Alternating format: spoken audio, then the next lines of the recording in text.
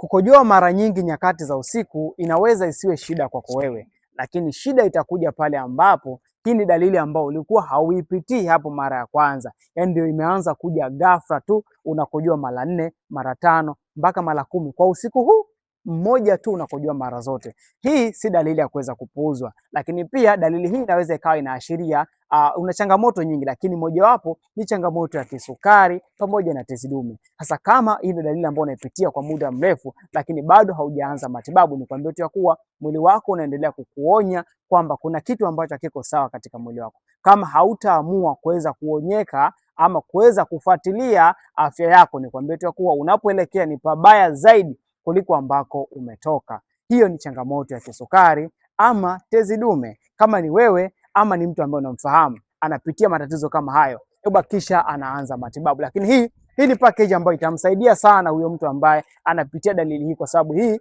inatokana na virutubisho, lakini pia itaenda kumtibia kuanzia kwenye chanzo cha tatizo. Nini unasubiria? Hakikisha unanitafuta kupitia namba ambayo iko bio ili tuweze kuanza matibabu kuanzia tarehe 1 mwezi wa 9. Tuna jambo letu kwa wale wote ambao wana changamoto ya kisukari. Hapa tunaenda kutokomeza kisukari.